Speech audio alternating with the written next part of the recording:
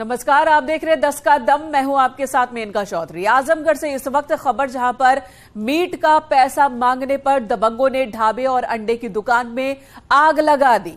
खबरें देखिए जरा किस तरह से आग लगा दी गई दुकान में, क्योंकि पैसा मांग लिया था दुकानदार ने। देखते ही देखते अंडे की दुकान और ढाबा पूरी तरह से जल गया। बताया जा रहा है कि मीट खाने के बाद ढाबा संचालक के पैसे मांगने पर दबंगों को गुस्सा आ गया और उन्होंने आग लगा दी। बदमाश जाते जाते ढाबे के बर्तन भी उठा ले गए। मनोज यादव और उसके साथियों पर आग लगाने के आरोप लगे हैं और मौके पर पहुंची पुलिस मामले की जांच पड़ताल में जुटी है। अतरौलिया थाना क्षेत्र के कंतालपुर स्थित शिकारी ढाबे में ये वारदात हुई है।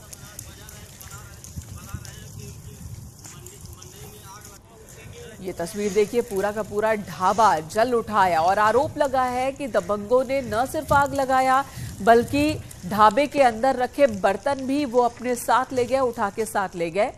आजमगढ़ की ये तस्वीर जहां पर खाना खाने के बाद जब पैसे मांगे गए तो दबंगों को ये बात पसंद नहीं आई। दुकानदार ने जैसे ही पैसे मांगे दबंगों को ये बात पसंद नहीं आई। पहले तो डराया धमकाया और उसके बाद उसकी दुकान में आग लगा दिया। आग लगाकर दबंग अपने साथ बर्तन भी उठाकर ले गए। कंतालपुर स्थित शिकारी ढाबे की ये बात कही जा रही है।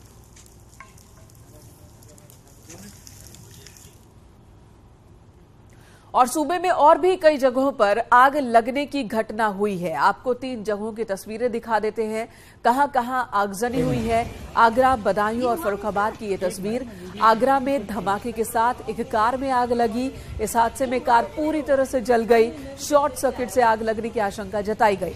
वहीं बदायूं में बिसौली कोतवाली क्षेत्र में बिलसी रोड पर स्कूल के बाहर एक खड़ी कार में आग लग गई। फर्रुखाबाद की बात की जाए तो संदिग्ध परिस्थितियों में जूते की दुकान में आग लगी, उस वक्त जब दुकान बंद थी। इस हादसे में करीब 4 लाख रुपए का सामान जल गया। 10,000 रुपए नकदी जलकर राख हो गई है। दुकानदार परेशान है। दुकानदार का कहना है कि उसका सब कुछ खत्म हो गया।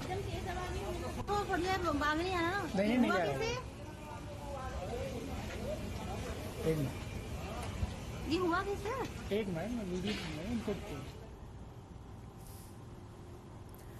उधर हमीरपुर में शादी समारोह के दौरान बड़ा हादसा हुआ। यहां भी आग लगी और आग की चपेट में आकर 22 लोग झुलस गए।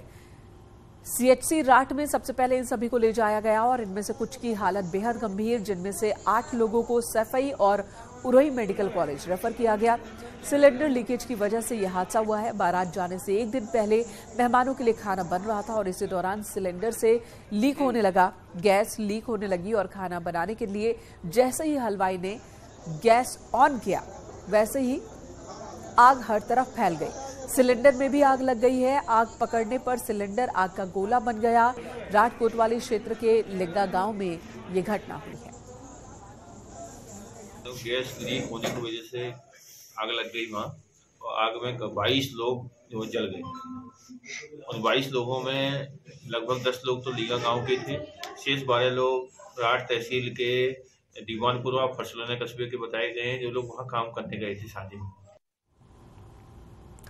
इधर आगरा में सिलेंडर लीक होने की वजह से आग लग गई और इस हादसे में 6 महीने की एक मासूम बच्ची की मौत हो गई है। पिता और बेटा गंभीर रूप से झुलस गए। सभी घायलों को अस्पताल में भर्ती करवाया गया। खंदौली थाने के बेलोट गांव में ये दुर्घटना हुई है।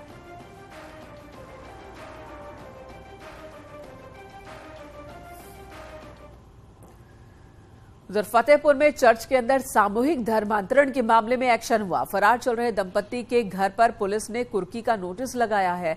भानु प्रताप और उसकी पत्नी अंजू रानी पर धर्मांतरण कराने के आरोप लगे हैं। 15 अप्रैल को 56 लोगों पर केस दर्ज हुआ था।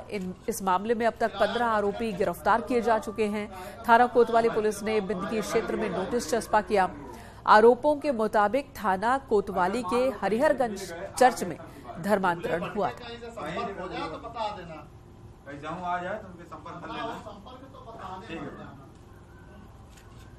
किराया खर्च करके हो जाओ, काहे का बना बनाया तो पुलिस ने कुर्की का नोटिस लगाया है। मुख्य आरोपियों पर धर्मांतरण के आरोप है इन पर कि इन्होंने लालच देकर एक दो नहीं बल्कि 56 लोगों पर केस दर्ज हुआ है कि इन्होंने लालच देकर बड़े पैमाने पर लोगों का धर्म परिवर्तन करवाया।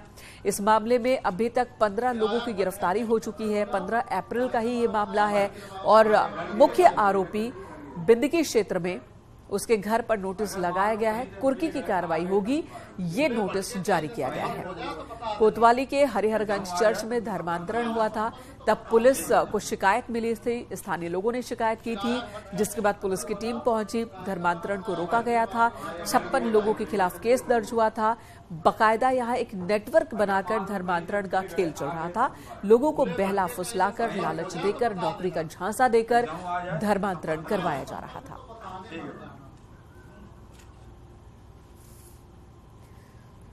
और इसी बीच सूबे में कई जगहों पर मारपीट की वारदात हुई। 3 जगहों की तस्वीरें आपको दिखाते हैं और खबर बताते हैं। अमरोहा, उन्नाव और फतेहपुर, जहां पर मारपीट की वारदात हुई है। अमरोहा के गजरौला इलाके में 2 स्कूटी सवारों में जमकर मारपीट हो गई। तस्वीरें आपके सामने हैं। पुलिस ने दोनों आरोपियों को हिरासत में लिया। उन्नाव में एक युवक ने महिला के घर पर पथराव किया। पत्थरबाजी और मारपीट का वीडियो भी सामने आया है। आरोपों के मुताबिक युवक के अभद्र लहजे पर महिला ने उसे टोका था, जिसके बाद उसने मारपीट शुरू कर दी। पीड़ित महिला की शिकायत पर पुलिस ने एक नामजद और कुछ अज्ञात लोगों के खिलाफ केस दर्ज किया है। अलग अलग धाराओं में ये केस दर्ज हुआ है। वहीं फतेहपुर में रास्ते के विवाद में एक महिला के साथ दबंगों ने मारपीट की। दबंगों के साथ 3 महिलाएं भी शामिल थी। मारपीट में महिला गंभीर रूप से घायल हो गई।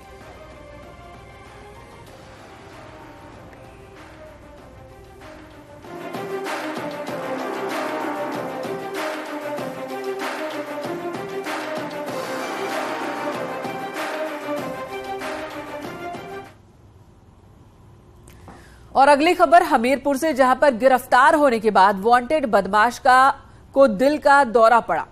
हालात गंभीर बताकर उसे कानपुर रेफर किया गया। आरोपी बच्चू अहिरवार सर्राफा कारोबारी के यहां डकैती के मामले में वांटेड था। इसके अलावा वो गैंगस्टर एक्ट में भी वांटेड चल रहा है। एसओजी और कोतवाली पुलिस ने उसे गिरफ्तार किया। आरोपी की पत्नी ने पुलिस को देख लेने की धमकी दी है।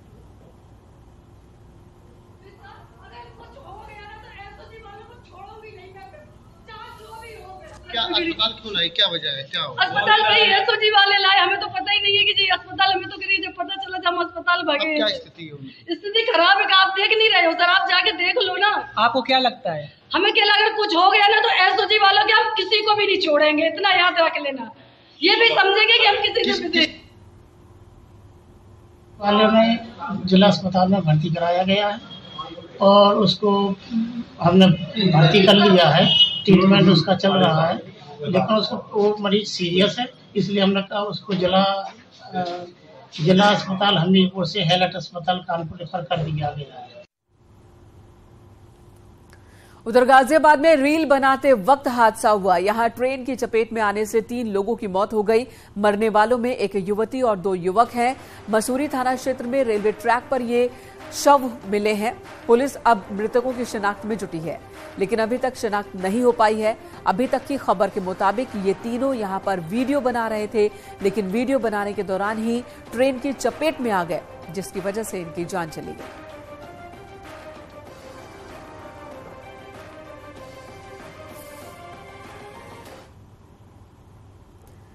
इधर कानपुर में गिरफ्तार बांग्लादेशी नागरिक रिजवान मोहम्मद से पूछताछ में कई बड़े खुलासे हुए। पूछताछ में पता चला है कि 4 महीने पहले रिजवान पाकिस्तान गया था और पाकिस्तान से आने के बाद वो भारत में कई जगहों पर घूमने गया था। उसके कई बार दिल्ली, गुजरात की यात्राएं उसने की है और दिल्ली में हिना नाम की महिला से शादी की है। सूत्रों के मुताबिक जवान की बार बार दिल्ली और गुजरात में यात्रा ने जांच एजेंसियों को सतर्क कर दिया है।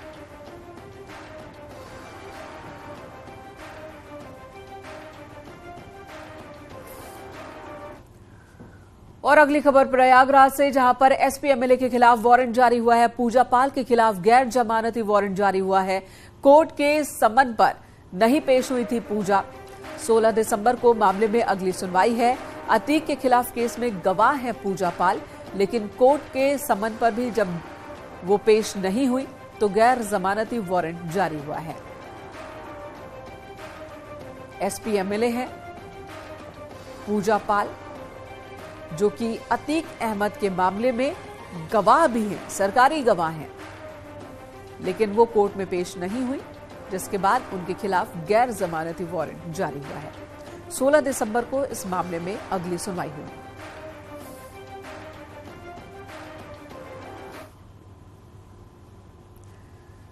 और अगली खबर कानपुर से, जहां पर एक व्यापारी की मौत का मामला सामने आया। पुलिस की पिटाई से आरोप लगा है कि पुलिस की पिटाई से मौत हुई है। 11 पुलिस वालों की गिरफ्तारी के आदेश दिए गए हैं। इस मामले में गिरफ्तारी के लिए 5 टीमों का गठन हुआ है। प्रयागराज, दिल्ली समेत कई जगहों पर दबिश दी जा रही है।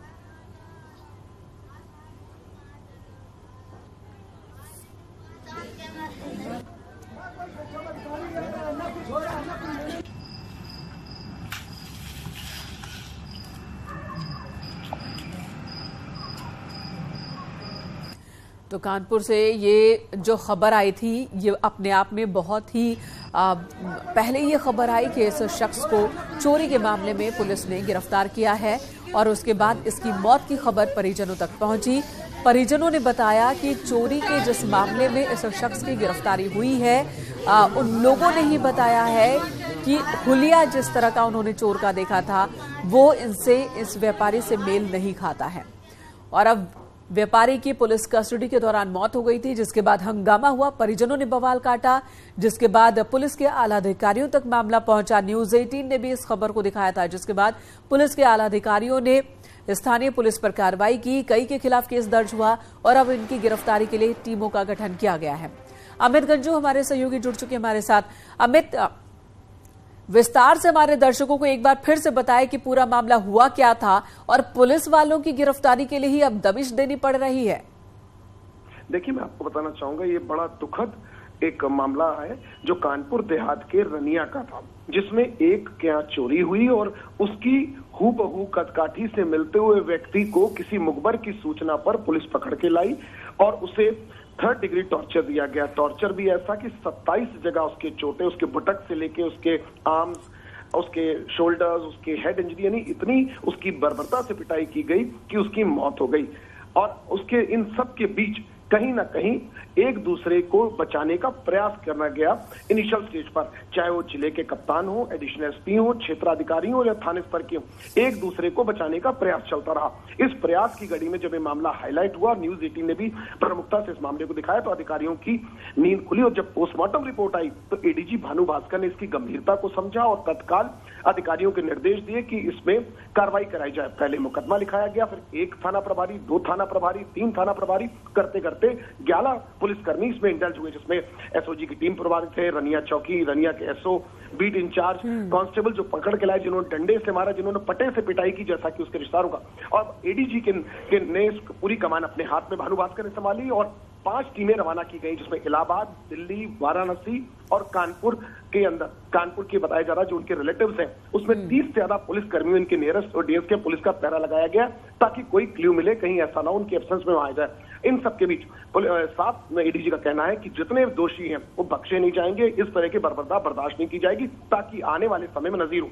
मगर लोकल स्तर पर पुलिस अपने ही अधिकारियों को बचाने में अभी भी लगी हुई है और इन सबके अतिरिक्त जो ड्यूटी पे डॉक्टर था उसने भी अपने इस ड्यूटी का निर्वहन ठीक से नहीं किया और रिपोर्ट्स में कहीं ना कहीं चोटों को दिखाया, हृदय गति रुक जाने से मौत की बात कही है, मगर पोस्टमार्टम में उनकी भी कहीं ना कहीं पोल खुलती दिख रही है। बिल्कुल अमित, और इस पूरे केस ने कानपुर पुलिस के दामन पर एक बदनुमा दाग लगाया है और ये दाग तभी धुल सकता है जब इंसाफ इस परिवार के साथ हो। धन्यवाद अमित इस वक्त पूरी जानकारी देने के लिए। लेकिन देखिए जरा, पुलिस वालों को ही तलाशने के लिए इस वक्त पुलिस की टीम बनाई गई है, अपनों को ही पकड़ने के लिए पुलिस की टीम बनानी पड़ी है और वो पुलिस वाले जो आरोपी हैं इस मामले में, जिनके खिलाफ केसेस दर्ज हुए हैं, वो सभी फरार चल रहे हैं।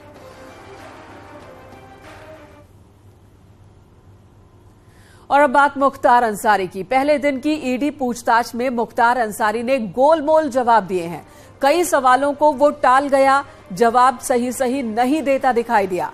फरार पत्नी अफशा अंसारी को लेकर कोई भी जानकारी मुख्तार अंसारी की तरफ से नहीं दी गई। पहले दिन 2 राउंड में ईडी ने मुख्तार अंसारी से पूछताछ की है और खबर है कि सुबह करीब 4 बजे तक पूछताछ हुई है। कई सवालों पर वकील से बात करने का बहाना बनाया गया। वो ज्यादातर सवालों को टाल मटोल करता रहा मुख्तार अंसारी। 10 दिन की ईडी की रिमांड में है मुख्तार अंसारी। कल पहला दिन था पूछताछ का और इस दौरान मुख्तार अंसारी ने कई सवालों को टाल दिया, कुछ सवालों का गोलमोल जवाब दिया, क्लियर कट किसी भी सवाल का जवाब नहीं, और कई सवाल ऐसे जो वो बहाना बनाया गया कि पहले वकील से बात करूंगा फिर जानकारी दूंगा। सुबह 4 बजे तक पूछताछ हुई है।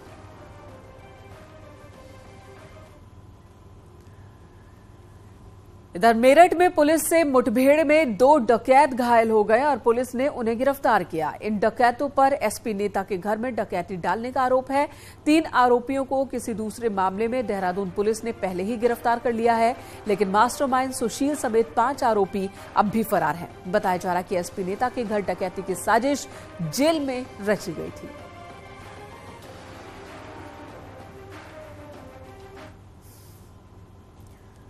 इधर नोएडा में 4 साल की मासूम से रेप के आरोपी को पुलिस ने एनकाउंटर के बाद गिरफ्तार किया। पुलिस और आरोपी के बीच यह एनकाउंटर फेज 2 इलाके में हुआ है, जिसमें आरोपी पुलिस की गोली लगने से घायल हुआ। एनकाउंटर के बाद आरोपी से अवैध हथियार, कारतूस बरामद किए गए।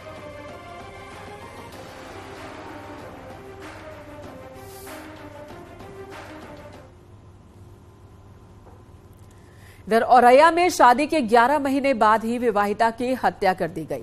कोतवाली इलाके में पढ़नी दरवाजा मुहाल इलाके की ये वारदात है। गुलाब सिंह इंटर कॉलेज के संचालक की बहन की हत्या हुई है। इस मामले में मृतक के भाई ने बहनोई समेत 8 लोगों के खिलाफ मुकदमा दर्ज कराया है। आरोपों के मुताबिक दहेज को लेकर ये वारदात हुई। ससुराल वाले 20 लाख रुपए मांग रहे थे। अचानक उनके पिताजी का फोन आया, मतलब हमारी बहन जी के ससुर का, कि आपके बहन जी की बहुत तबीयत खराब है, आप आ जाइए। तो हम यहाँ से औरंगाबाद निकले मुरादगंज के लिए और मुरादगंज पहुँचे थी, तभी उनका फोन आया कि अब आप सीधे घर पे आ जाइए और अब अस्पताल नहीं जाना, वो खत्म हो चुकी है। तो हमने तुरंत ही वहीं से 100 नंबर डायल किया और पुलिस को बुलाया। एडिशनल एसपी सीओ साहब और कोतवाल वरीय साहब, फोर्स के सभी लोग वहाँ पहुँचे और परिवारजन मिट्टी वहीं छोड़ के भाग गए थे। वहाँ कोई नहीं था, मिट्टी घर में अकेली पड़ी थी। इधर प्रयागराज में ऑनलाइन गेमिंग की लत ने एक युवक को जेल पहुंचा दिया। इस युवक ने कर्ज उतारने के लिए न सिर्फ एक खौफनाक प्लान बनाया बल्कि उस पर अमल भी कर डाला। ऑनलाइन गेमिंग में काफी पैसे हारने के बाद सर्वेश पटेल नाम के इस शख्स ने अपने 2 दोस्तों के साथ मिलकर अपने ही जानकार के बेटे का अपहरण किया, फिर फिरौती मांगी। साजिश के तहत सर्वेश ने अपने दोस्तों के साथ कुसुम वाटिका चलाने वाले कारोबारी के बेटे वसु सिंह का अपहरण किया और फिरौती के रूप में 20 लाख रुपए की रकम मांगी। फिरौती की रकम न मिलने पर बेटे को मारने की धमकी भी दी। इसके बाद जैसे ही इस घटना की जानकारी पुलिस को हुई, पुलिस ने खुलासा किया और एसओजी की टीम को पता चला कि कारोबारी के बेटे के अपहरण के बाद कई लोग उससे मिलने पहुंचे थे, लेकिन सर्वेश नहीं पहुंचा। शक के आधार पर जब सर्वेश से कड़ाई से पूछताछ हुई तो उसने सारा सच उगल दिया। कारोबारी के बेटे को झूसी के एक फ्लैट से सकुशल बरामद कर लिया गया। इस केस में 2 आरोपी अब भी फरार हैं। श्रीमान पुलिस आयुक्त महोदय के मार्गदर्शन व अपर पुलिस आयुक्त महोदय के निर्देशन में थाना धूमनगंज में अपहरण व फिरौती की घटना का आज सफल अनावरण किया गया है। बीती रात को ये घटना हुई थी, जिसमें आज अनावरण करते हुए एक अपराधी सर्वेश पटेल को गिरफ्तार किया गया है। इनके पास से एक कार, 3 एंड्रॉयड मोबाइल बरामद किए गए हैं। पूछताछ पर इन्होंने बताया कि इनके द्वारा ऑनलाइन गेमिंग खेली जाती थी, जिसमें बहुत सारे पैसा हार गए थे। उसी के कर्जे के वजह से इन्होंने अपहरण जैसी घटना को अंजाम दिया। इन्होंने वासु पटेल को अपहरण करके पहले झूसी की तरफ लेके गए, फिर पापा माऊ की तरफ से बाहर ले जाने की कोशिश की, लेकिन दोनों ही जगह चेकिंग मिली पुलिस की, जिसकी वजह से फिर लास्ट में ये यहीं पे कालंदीपुर में इनका एक किराए का फ्लैट है, वहाँ पर इसको रख लिया और रात को 2 बजे इन्होंने फिरौती की मांग की, जिसके बाद से थाना धूमनगंज में मुकदमा दर्ज कर विभिन्न टीमें लगाई गई। लखीमपुर खीरी में हाथियों के झुंड ने जमकर उत्पात मचाया। करीब 70 हाथियों का एक झुंड रेहरिया गांव के खेतों में घुस आया है। फसल को जमकर बर्बाद किया हाथियों ने। गांव वालों ने काफी मशक्कत के बाद इन हाथियों को गांव से बाहर खदेड़ा। इस दौरान का वीडियो भी आप देख सकते हैं। सोशल मीडिया पर भी वीडियो वायरल हो रहा है।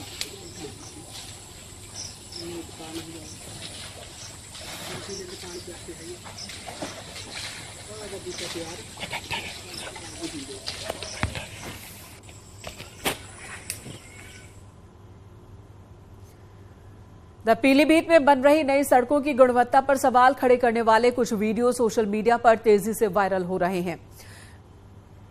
आप भी देख सकते हैं इस वीडियो में कुछ लोग हाथ से सड़क को उखाड़ते दिख रहे हैं, जबकि कुछ वीडियो में दिखाया जा रहा है कि महज एक ठोकर में ही सड़क टूट जा रही है। सड़क ललौली खेड़ा इलाके की बताई जा रही है, जहां हाल ही में करीब 7 किलोमीटर लंबी सड़क बनाई गई थी और इस सड़क की कीमत 3 करोड़ रुपए से ज्यादा बताई जा रही है।